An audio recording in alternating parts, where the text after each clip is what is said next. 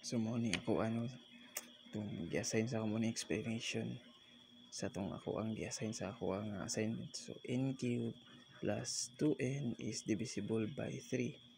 So i-prove nimo nga ang n cube plus 2n is divisible ba siya by 3. So try nimo if n is equals to 1. Example, 1 cube plus 2 times 1 is equals to 1 cube is 1 plus 2 times 1 is 2 equals siya sa 3.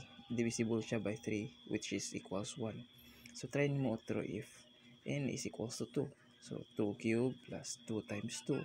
May mo siya nga 2 times 2 times 2 morning 8 plus 2 times 2 nga 4. So 8 plus 4 is equals to 12. 12 divided by 3 is equals to 4. So which is divisible by siya by 3.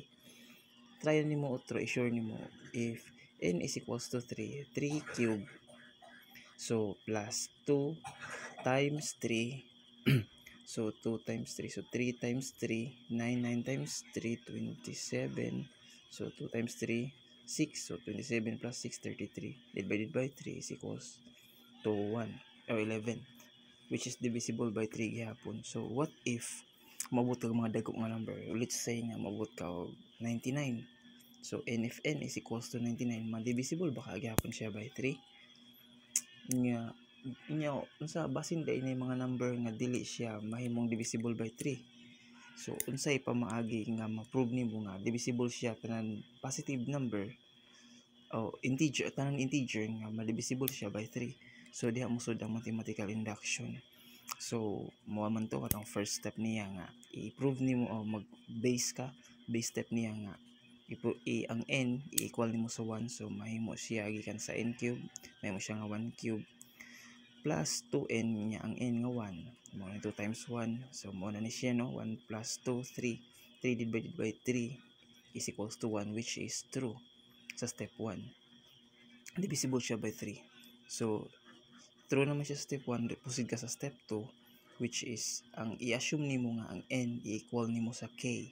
So ang k equal na nimo siya. So ang n cube may mo siyang k cube plus 2n nga may mo siya nga 2k is equals to 3 nya is equals to 3n. Ang n mo ni siya i-assume ni siya nga any positive integer ni siya para ma-solve, para ma-prove nimo nga tinuod ang imuhang statement nga katong dire kani nag-assume ka aning 3n kay ang 3n intahay ang n nimo is 5.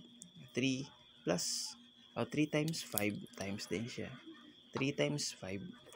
So 15 divided by 3 divisible by 3 magyapon siya. So any number na positive integer ni siyang n.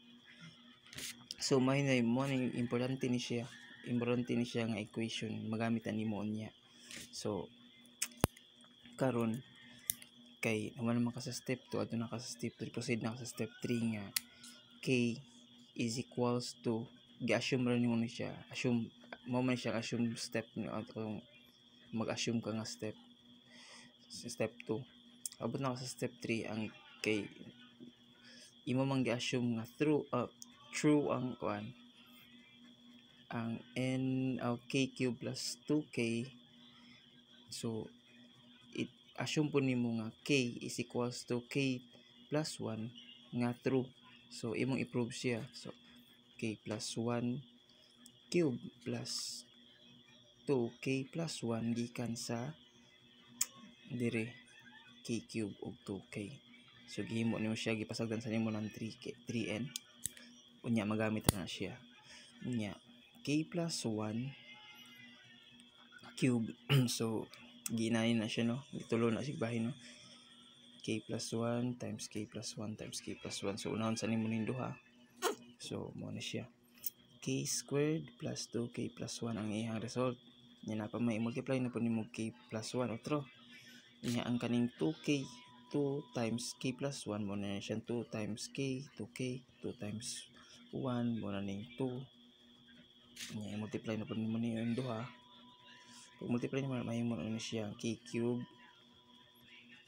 2k squared k nya i-copy lang nimo kay times 1 man siya mo na ng k squared plus 2k plus 1. Copy dayon nimo ng 2k plus 2. Unya imo dayong i-add ang mga like terms. So mahimo na siyang k cube, tinambalan tani. So ngita kag square diri, nakita po og square diri. So 2k squared plus k, mahimo na siya nga 3k. Unya k diri na k diri. So k plus 2k mo na ning 3k. Unya plus 1, unya na bring down nimong 2k plus 2. Nanapoy mga like terms niya i-add lang gihapon. K cube plus 3k squared, nya 3k plus 2k mo na ning 5k plus 3, 1 plus 2 is equals to 3. So okay na siya. So diri na ta sa kuan, next step niya ang sunod niya nga buhaton. So unsaon nimo pagka prove ani kani nga madivisible siya by 3. So dito na ta mo balik sa step 2. Kaning equation magamit na ni siya. Imong i-manipulate ning k cube plus 3k squared plus 5k plus 3. I-manipulate nimo na makakuha ka og mabuwag nimo siya nga makakuha ka og k cube plus 2k. Nya, di na rin siya. So ang kanang k cube i-copy lang kay na naman k cube naman diha. Nya na ay ang 2k squared o 3k squared i-copy lang gihapon kay wala mang kuan, dili man na mabahin diri. Unya gi-copy lang siya.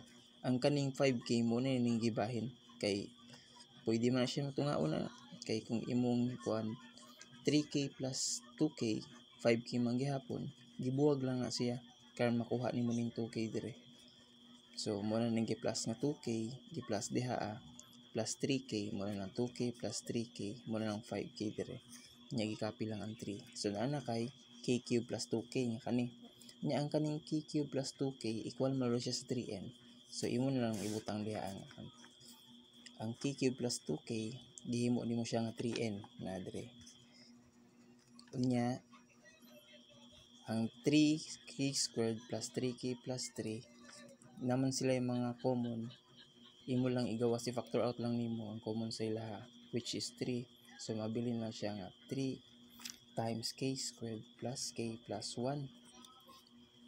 Anya diri ma-factor out man gyapon na siya. Gi-factor out niya ang 3. Nya gisulod ang n plus k squared plus k plus 1. So which is muna na siya kay kung 3 times any number gani para sige pong tunggain na nga kung tahay magkuan ko diri 3 nya bisan pag unsa nga number diha mabutang ko diri 5 plus 2 squared plus k pa nga 2 nya plus 1 tahay na 3 times 5 plus 4, 2 squared is 4 plus 2 plus 1. So 3 times 5 plus 4 9 plus 2 11 12. I-multiply nimo na siya 36. So 36 ako ba 36 divisible by 3 magyapon na siya. Which is so bisag unsa nga number diha nga positive integer imong ibutang diha madivisible by 3 na siya, so ma-true na ni siya, which proves nga ang n cube plus 2n is divisible by 3.